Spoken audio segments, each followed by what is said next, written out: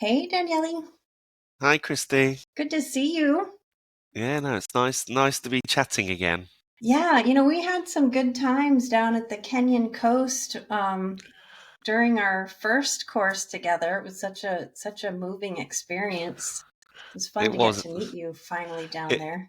it was especially after my first night where I thought I had maybe had COVID and was very ill and thought, oh my God, I've come to Kenya just to miss the whole course. But fortunately, my body healed itself and we had a wonderful time.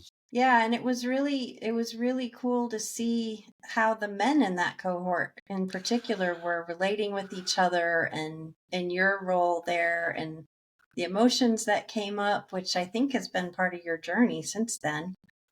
Yeah, 100%.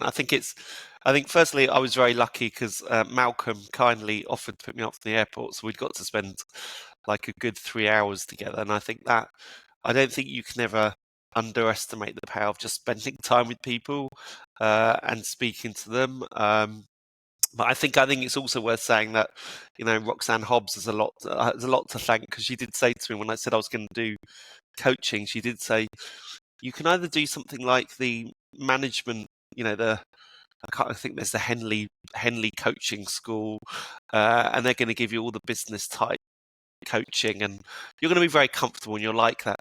Or you can make yourself very uncomfortable and go with Awaken coaching and spend time with Christy. And I went, oh, I'm going to have to make myself uncomfortable, aren't I? So, Roxanne, I think she made it very easy for me to make the right decision. Well, I love Rox. I love working with her, and I think what we want to talk about today is community and groups. And so she's actually partnering with me to create an MCC and community course, which is going to be so fun back in Kenya, if you can believe it. So Fantastic! I didn't I'd know that. love to Amazing. hear how group coaching has been for you since you took our group coaching course. What is it, a year ago? Yeah, I think it's really interesting because I think when you did the coaching, I think I spotted really quickly how important group coaching was going to be for me, simply because when we talk about journeys, and so I spend a lot of time working with men to understand the journeys they need to go on. I think there's no doubt that when you go on a journey, it's much easier to be on a journey with someone else. And so for me, I saw the power straight away of having that ability for people to share their stories and talk about what they were dealing with. And I think what you hear time and time again when I do with groups of men, I think the thing people, firstly, they do open up, but secondly, they do actually talk about things that they're having challenges with, and the other men look at them and go, "Oh, so I'm not the only one." And I think that kind of understanding that you're not the only one feeling that is fundamental to creating that change. And it was really funny because when we started the course, the group coaching course, I'll be honest, I was struggling getting my hours because, I don't go out and I don't necessarily publicize, and I haven't promoted myself as a coach just because I've got so many other things I'm doing. But I was just struggling with the hours. And when you I think we did the first session, I kind of went, like, I sent you a deck that I was doing, my Brave Space, and I went, Christy, I think I'm actually doing paid for coaching without realizing it. And you came back, you said, yep, that's group coaching. And I was like, wow, so I have done some hours. So I think for me, I'm in the middle of a group coaching program on my allyship, which I designed through your course. And I think for me, it's just created that platform to get more men involved and take them on a journey. Um, that has been incredible. Just watching them, we've done 4 sessions with them now. It's a seven session program, but I am seeing the movement, and I think that's what I love most about coaching is you just see the impact it has on individuals. Almost immediately, actually. Yeah, I'd be interested to hear more about your journey toward recognizing how much more we learn in groups. Because for me, it's been a long journey of 30 plus years ago studying group dynamics when I was at university, and then when I started coaching, I did one-on-one coaching, and then I got really frustrated after a few years because I was doing it all in person. And so people were kind of living in proximity to me, and I would hear stories from people who knew each other. And of course, none of them knew they were talking to me. And I just thought, oh, wow, how come these friends aren't telling each other their stories? And so I got this passion for group work. And once I started, I just never wanted to go back, because there was just something that would happen in a room when you would have like 6 people or 8 people. And like you said, you hear somebody else is having the same experience or a different one, but you can pull your own learning from it. And it was just so powerful. And now I feel like I'm on a journey for myself, that not only do I create community for other people, but I'm inviting myself into community, not even necessarily as a leader. So I went from like the goose analogy of not always being the head goose, but being able to kind of let other people lead. And now I'm not even in that analogy anymore. I'm in this murmuration where we're all carried by the wind, and maybe I'll put some structures in place, but I'm really part of it. So I'd love to hear what it's been like for you over the years in your group learning. Well, listen, I'm still early. I mean, I still haven't got my 100 hours. So, but I think for me, I think there's two different dynamics. So one dynamic is, so I use group coaching now for most of my inclusive leadership programs, and I think that's really important simply because, one, I think it's very easy for senior leaders to be present in a piece of training, and then just not take any of that theory and putting it into practice. By having group coaching sessions as follow-ups, what happens is, if there is a senior leader who is not leaning in and actually going on that journey, they soon get found out because they've got no stories to tell. But also, and it's not just about getting them found out, it's also about them seeing the other people going on the journey. So what they see is they start to see how they're being left behind. And so if you look at, and I do work a lot with senior leadership teams that might be male dominated, you have to tap into what exists within that team. So competitiveness is something that exists within that team. And from my experience, and again, of course, it's a generalization, but men tend to not invest in work where they don't see a direct correlation to their career advancing. And because of where inclusion and diversity sits in most businesses, I think there's a lot of, and the truth is, I think there's a lot of lip service. People do believe it's there, but when push comes to shove, they are not, they're still rewarding non-inclusive managers and non-inclusive leaders. And so you can keep on going and not change these styles. If you start seeing the rest of your senior leaders, your people that you work with every day, going on that journey, it makes such a huge difference. I think in the male allyship group coaching, I think that's just one. What's interesting for me, and this is part of the challenge that I've been trying to set, is, I'm definitely believing I wrote a book called Creative Superpowers. One of the superpowers was teacher. And that teacher was about teaching yourself. I'm also a street wizard, so I do sessions for street wisdom where we get people to use the street to solve their problems. And the fundamental thesis with that is you have the answer in your head. You just haven't spent time to really look for it. So, and I think to a certain extent, coaching's a bit cheating like that, because that's what all we're doing is we're actually giving people the time and the space to think about their problems. With group coaching, it does depend on the group, because if the group don't know what they don't know, they're not going to find out. They're not going to come up with a solution. And if we think about inclusive leadership and we look at diversity, equity, and inclusion, if I've got, and I couldn't tell you whether I've got all of these characteristics, but if I've got, if everyone in the room is a white, cisgender, neurotypical man without disabilities, they won't have experienced being in the out group. So to ask them to understand what it means in the out group when you've got no one in the group that actually does it is actually quite challenging. So I think for me, one, the makeup and understanding how you make that group up, but secondly, in the group coaching course that I do, and they'll tell you. I mean, we put homework in between, so we get people to learn before they come into the session. So they're actually coming with something they're coming with something in their head they're already exploring. They've already had to think about.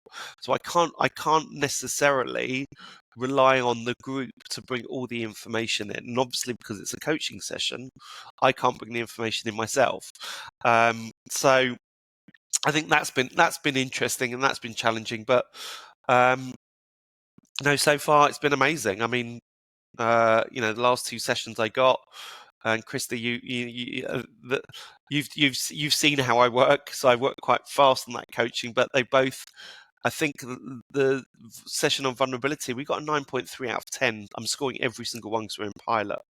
But 9.3 out of 10 is incredible. Giving that team. And the last one we did on positive masculinity, and they got an average score of 9.0 out of 10. So it really does work in getting people to think differently and.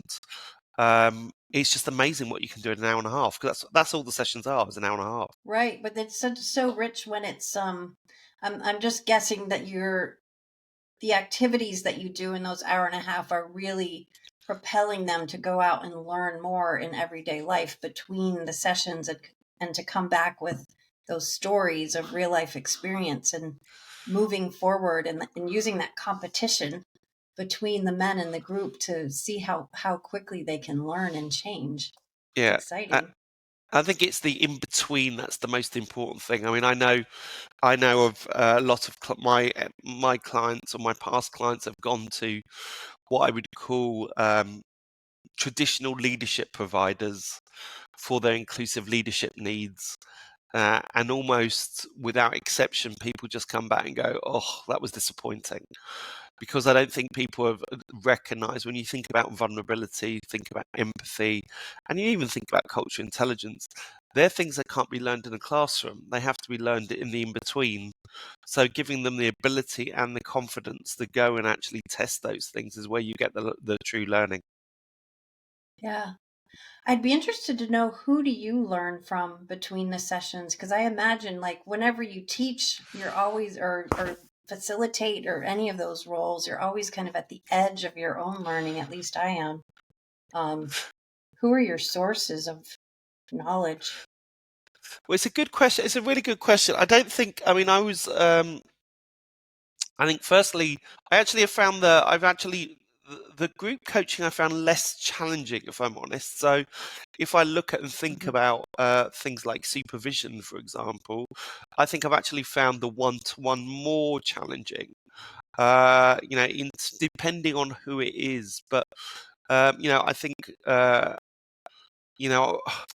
because people were coming to me with different needs, I think you can guess that how those needs might be different. So, sometimes, because it might be an HR director coming to me to support one of their team, who might need support. Not often that person isn't necessarily bought into the need to create change, and that becomes harder. So, I think for me, the group coaching has been relatively easy because it's people that are leaning in, and I think it's when people aren't leaning in, it just becomes much harder. And I think it's really interesting. I think my challenges with coaches have actually been either they're not leaning in, or they are people that know the work they do and they want me to give answers. And so, and that becomes, and I set it out quite and I even had one coachee who at the final session said, "I'm going to ask you a question now. And I already know you're going to answer me with a question, but I'm still going to ask it." So he knew, I'd condition. He knew, but he still wanted to ask the question. He just knew he wanted that. He wanted me to give him the answer, and and every now and then I will offer to finish a coaching session 5 minutes early, so that I can give an answer at the end, and actually, especially if someone is struggling with something, and I just know there's something else that might help them, I will say, are you okay to finish 5 minutes early so we can do a bit of a session? And with one client, I literally, he clearly was struggling with one issue in particular, And you know what? I could see how my mentor hat would have actually been so much more impactful. So the next session we turned it into a mentorship session. And Yeah, so, we made a decision for it not to be a coaching session and for it to be a mentorship session. And so I was able then to take it. absolutely. I mean, I think of coach training as kind of like, what getting an MBA was in the 90s is kind of what coach training is now. And it's not that everybody who completes a coaching certification is going to like become an entrepreneur and have their own coaching business, nor do you forget all your leadership training and leadership experience and mentoring experience and all the other things in your life. You just have this whole other um, way of being with people that's possible for you at any time. And it's part of the mix that you can use in your leadership and how you are in the world. And it's really cool to hear that when you're coaching, when you're not, and you can make a choice for what's really being called for in the world and in that moment, in that situation. And you can kind of choose a set of, it's not even tools, it's really how you are, the posture you're taking with someone, isn't it? Yeah, because I mean the tools I have those tools and I'll use those in coaching. So I think if you look at something like Ikigai and understanding your purpose and where it sits in the world, I mean, I've used that with nearly every single person I've coached, and they've just found it fascinating. And obviously a lot of the work they do outside sessions. I think for me, that's why the leaning in thing is so important to me. Is the people that have got the most value are the people that are leaning in. And funny enough, the coaching I've enjoyed the most has been when it's totally away from what I do every day. So I don't have any answers. So, because of us working in Kenya, if you look at my first pro bono clients, they were Kenyan. They were, in particular, my first client was a mum, which I did through your scheme. And one of the things, um, and so the challenges that she brought to me were totally challenges I couldn't give you an answer as a mentor because I couldn't even, I had no idea where she was coming from. So for me it just became, it was much for me it was so much easier because all I had to do was ask the right questions. Whereas sometimes I do think there's that point that we're going, oh, I know what, I always worry that your subconscious is trying to take them down a route because you think in your head you know the answer, but that's not. But I'm always fighting against that because obviously everyone's answer is going to be completely different. Yeah, and coaching is such a relaxing way to be with people because you're just trusting that they're gonna get it for themselves, anything that they need, and they'll be able to find their resources. And so, if I'm getting you right, for you, coaching in a group is like times 10 that, because not only are you not an expert in someone else's life, but in a group, just the sheer, exponential amount of resources and knowledge that they can gain from each other is so high that you really can step totally back into that coaching space of just asking the powerful questions and trusting that people are leaning in. They've invested in themselves. That's why they're there. They want to be there. They want to change, and trusting that that energy is going to grow in the group. Yeah. Yeah, and you definitely see it, and I think I was lucky on this one because I give. It's 12 spots, but I give 2 pro bono spots. So I was able, I had I think 8 people apply to that, so I was able to. I had choice in terms of who could come on it, and what I was lucky on this particular group was I would say a man who works more actually probably knows more than me because he works with men and boys every day. Um, I was very lucky to get him to come and join the course because all of a sudden he's bringing all that knowledge into the room that I can't necessarily bring. Okay, I bring it to a certain extent through the questions I ask, but he then I can actually go over to him when there's a specific question where I think there's a gap, and I know he can fill that gap. Yeah, just leaning in yourself and to trusting each other, and expecting good things to come. Yeah. And it sounded like when you were talking earlier about that person who was more challenging, that maybe they got sent to you against their will, or they hadn't totally chosen to be there. Is that what happened? Yeah, I would call it. Would you call? I would call it distress coaching client. Something has happened. Developmental, somebody's boss bouncing Yeah, in your way. and I think it just becomes a bit challenging, and it's more. To be honest, it's more. That's where I think supervision, and it will be something that I definitely invest in, because I've taken a route with that client which I just don't know whether is right or not. I've just been a bit more directive, a bit more open, a bit more candid, because to be honest with you, um, there was no value in me hearing them talk about how great they are. And so for me, just reflecting on that and understanding where we're going to get the most value from, I think was really important for me. But I just don't know whether that's right.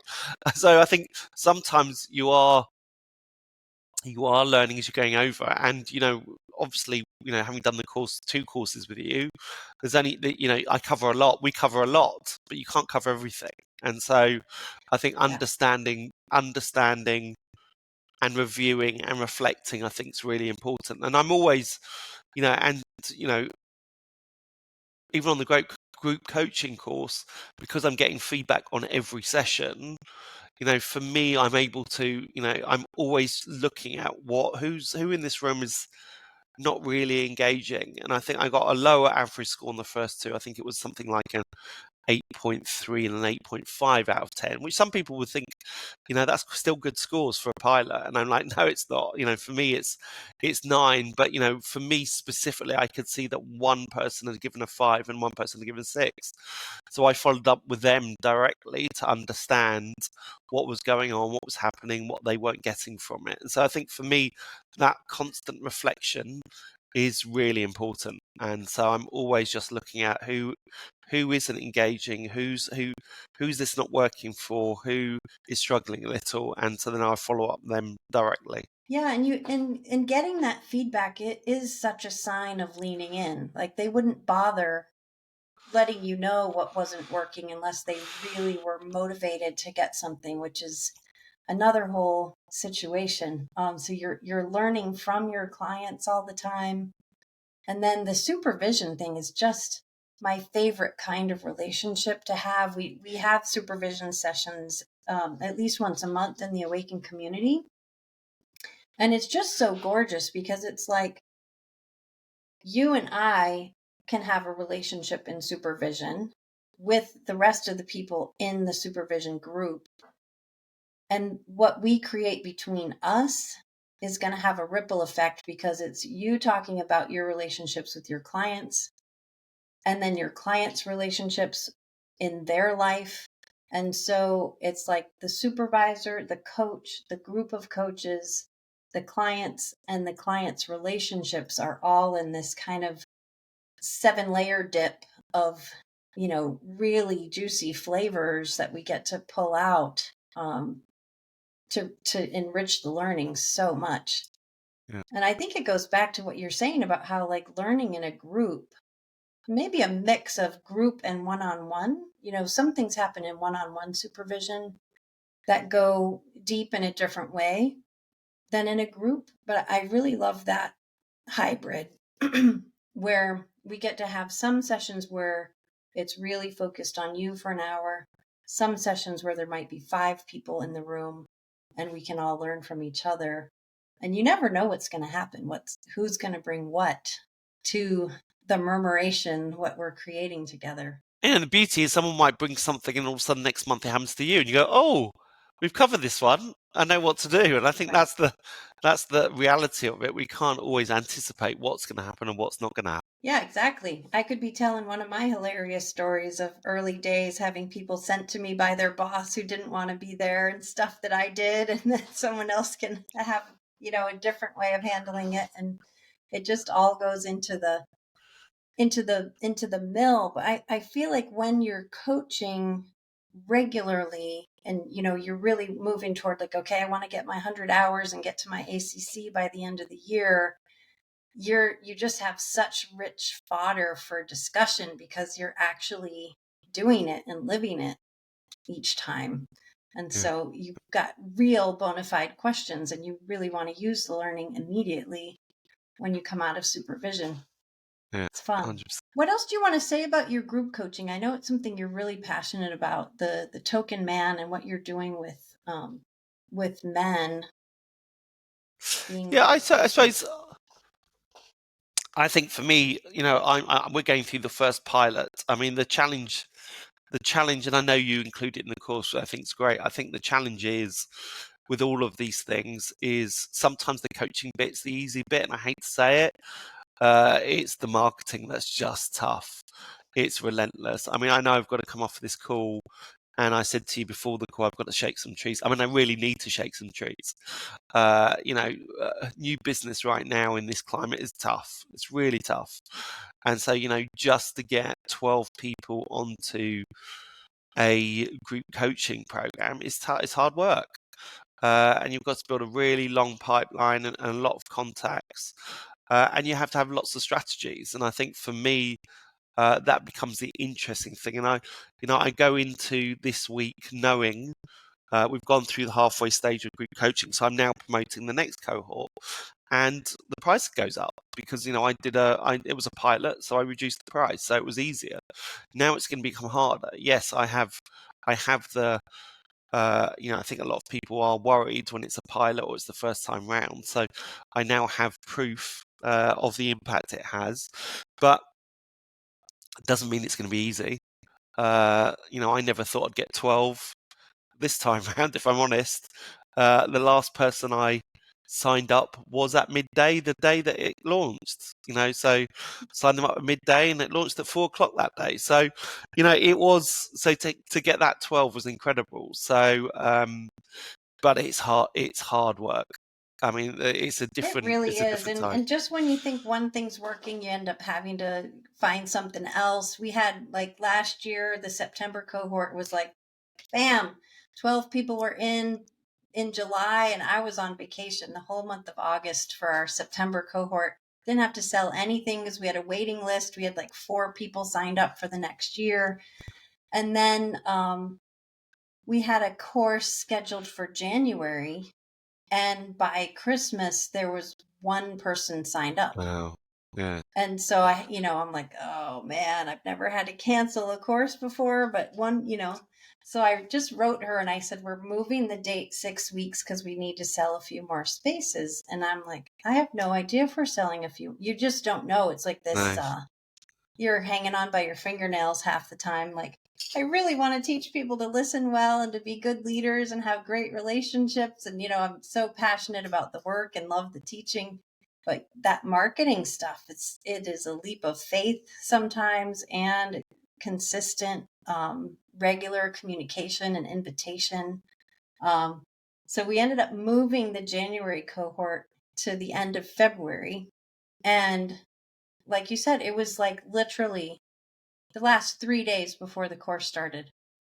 We went from 3 people to 9 people in Wow. that course. And it's like, you just have to have nerves of steel sometimes with the marketing, and a lot of flexibility and a lot of community. And yeah. And Yep. I think that's why, to be honest, that's why.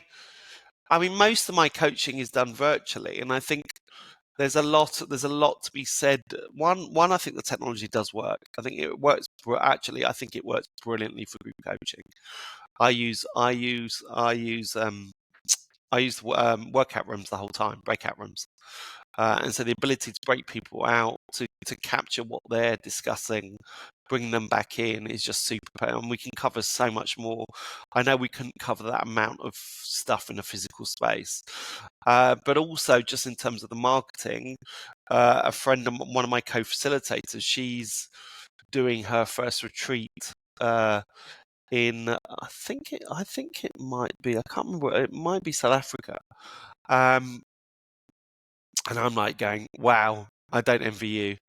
Having those costs up front and committing to those costs, and without a pipeline, that's a completely different ball game. And, if I don't get the people signed up, I haven't expended any cost. I've just expended time.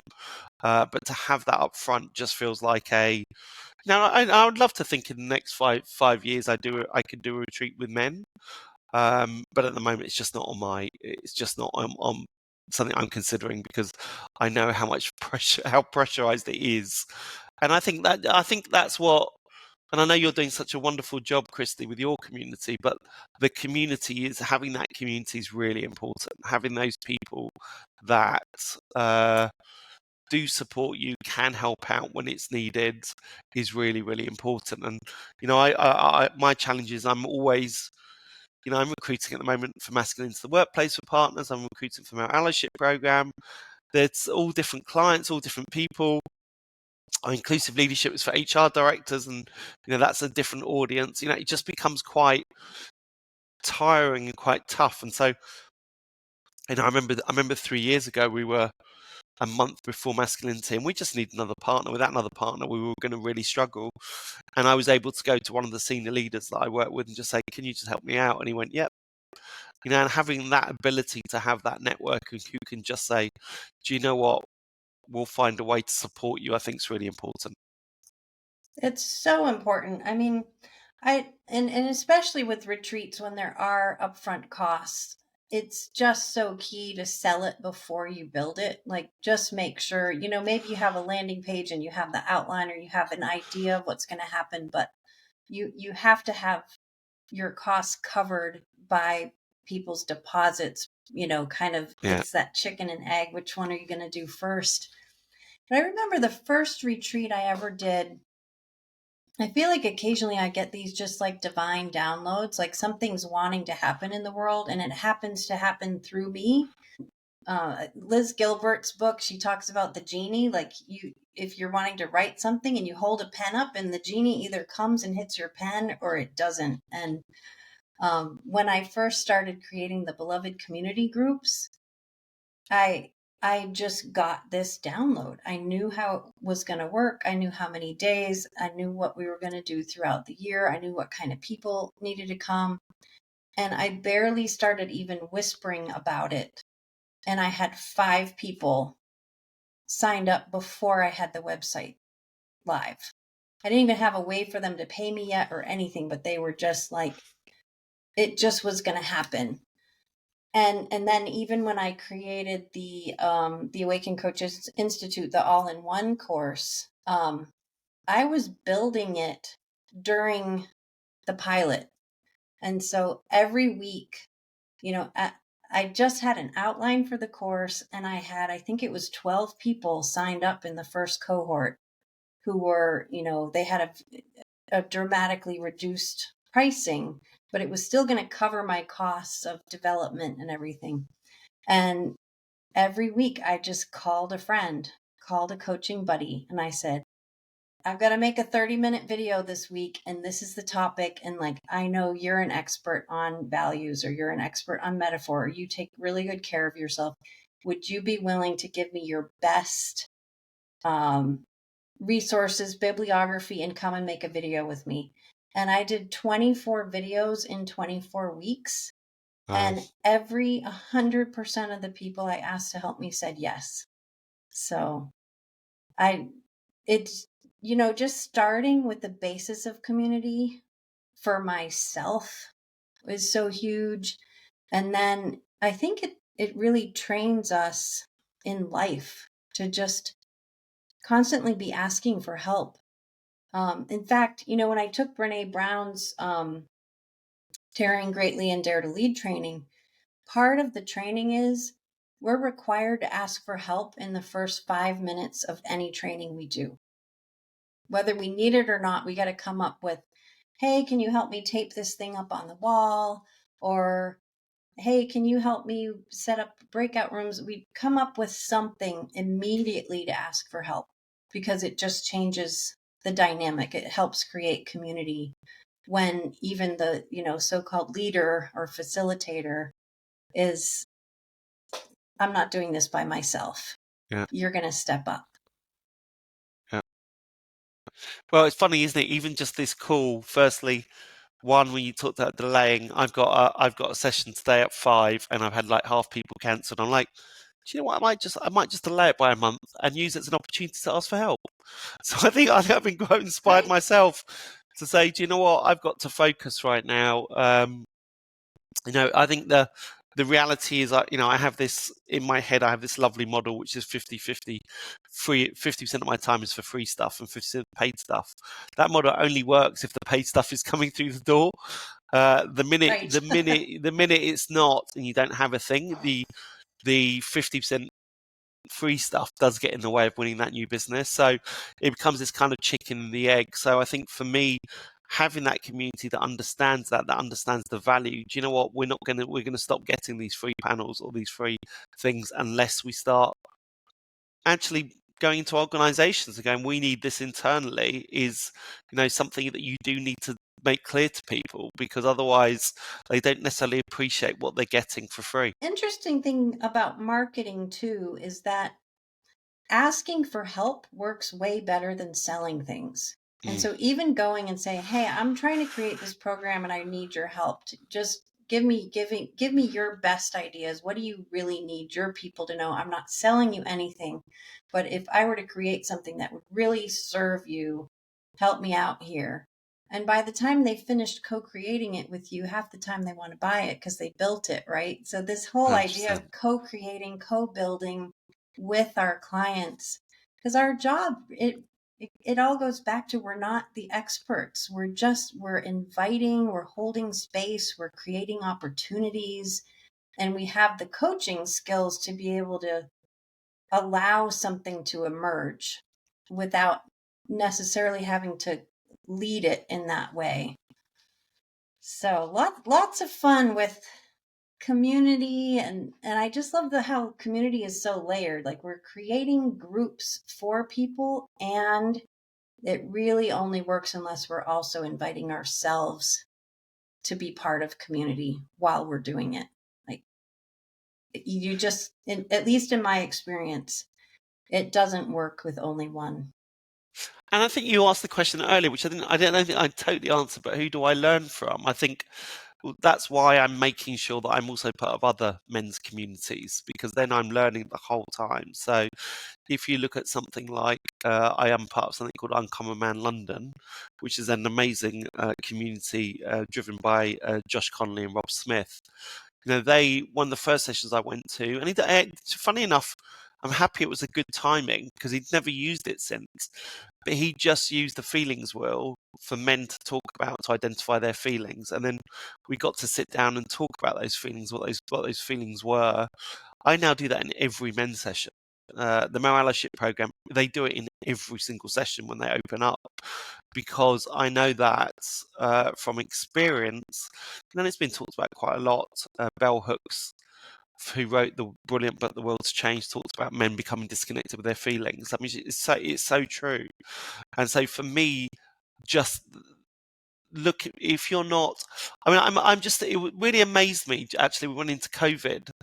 I don't want to criticize people. People make their own choices, but when we went into COVID, we lost 100% of our revenue. Okay, and I think the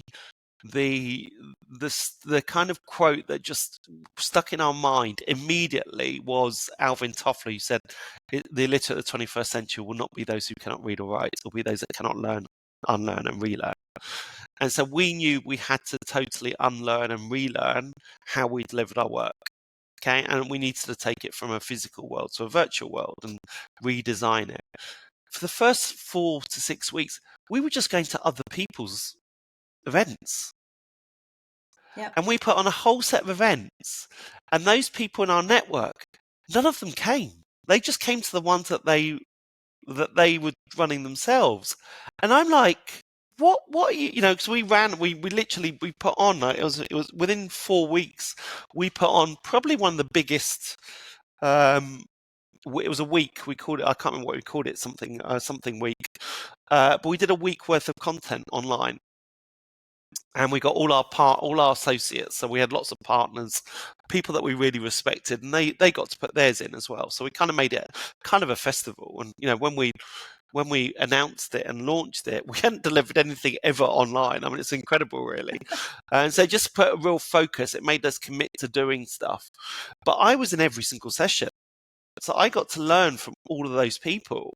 And what I just couldn't understand is why no one else was in the other sessions. I just literally, I'm like, because all I've ever learned is of other people. You know, so my Exactly. And facilitation. yeah, there's just something so great about inviting, joining in with others, and just that co-creation, that collaborative space, and letting go of having to be the one in charge or the one who gets the credit. And I was in a money mindset course back in 2019, and it just something flipped for me.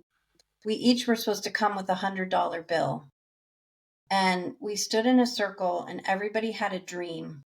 And as long as we kept our $100 bills moving around the circle, we all got to live our dream.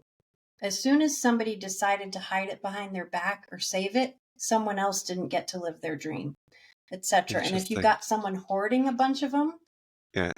the whole thing crashed. And so nobody actually lost any money by investing in someone else. We all gained as long as we kept it moving. And so I've just kept that, as long as the money is moving in alignment with my values. I love to charge you money for coming to my coaching course, because now, like, look at the impact you're having. And I love to pay my staff because they make my life so much easier. I like to pay for my daughter to go to college. And so I just want to feel pure joy when the money's coming in and when it's going out. Like, is this my values? Absolutely. And I feel like we're doing the same thing when we co-create Yeah. content. It doesn't have to be money, but it could be anything that we're creating that has value in the world. Show up at other people's events, invite people to your events. The more we can kind of like keep 100%. that movement and that energy between people, the more learning and excitement and joy and abundance and goodness we create on the planet. 100%. Well, what do you want to say, if anything? What's bubbling up for you that maybe would be a great way to wind up for today? Well, I suppose if you're listening to this and you've worked with Christi on other areas but not the group coaching, I can't speak any more highly for the group coaching program. I think it's a wonderful program. I think what I loved about it was the fact you come away with the product. You come away with that confidence. You also come away, I think there's so much learning we did from other, getting to look at other people's products, how they were selling it, what they were doing. It comes back to that point of learning from others. So I think for me, just group coaching, if people aren't using group coaching, just think about how they might be able to use group coaching, because having those different people in the room coming in with the different perspectives is so powerful. Wow. Yeah, we love it. That course is once a year in October, and it's only 8 people. So it's a really gorgeous space for everyone to learn from each other. I didn't expect a free advertisement, Daniele, Of because course, you get I that, know Chris. As you're we said, doing it's so giving much. is it's all about Yeah. giving, and I'm really thankful for having worked with you and continuing to work with you and being on this podcast. So thank you for the invite. Well, the feeling is mutual. I'm excited about your token man work and your inclusive leadership and what you're doing with men and emotions and inclusivity. And, marketing can be a slog for a lot of us. And I just want to acknowledge you for learning more about that too, because we do not want you to be the world's best kept secret, because what you do is so, so powerful. And, the men still hold a lot of power, and when you hold it well, it can have such a wonderful impact in all kinds of situations. So really, really appreciate you, Daniele. Thanks for being here. Pleasure. Thank you. Take care, Christy. See you soon. Bye.